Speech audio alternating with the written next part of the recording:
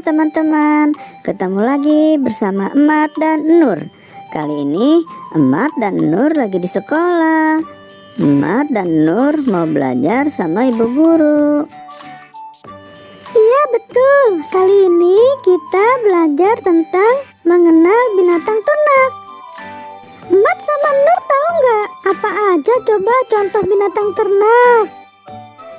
Emat sih belum tahu bu guru. Nggak tahu nih Nur tahu apa enggak. Nur juga belum tahu bu guru. Binatang ternak adalah binatang yang sengaja dipelihara untuk dimanfaatkan oleh manusia. Contohnya adalah sapi. Sapi itu bisa dimakan dagingnya, bisa diminum susunya. Bahkan sapi itu bisa dimanfaatkan tenaganya untuk membajak sawah. Sekarang siapa yang tahu nama binatang ini? Ayo Mat, jawab. Emat tahu bu guru, itu kan kambing. Engkong Emat juga punya di rumah. Iya betul Mat. Kambing banyak manfaatnya untuk manusia. Contoh binatang ternak berikutnya adalah ayam. Pasti kalian suka kan sama daging ayam? Selain dagingnya, ayam juga bisa dimanfaatkan telurnya. Contoh binatang ternak berikutnya mirip dengan ayam, yaitu bebek.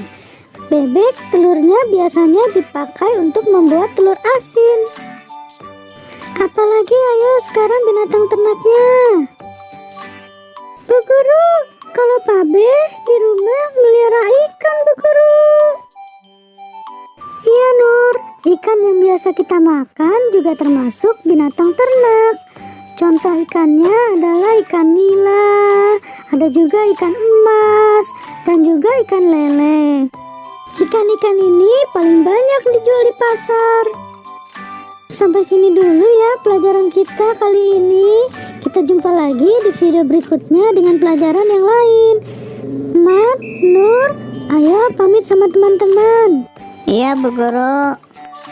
Teman-teman, sampai sini dulu ya video kali ini. Sampai jumpa lagi di video berikutnya.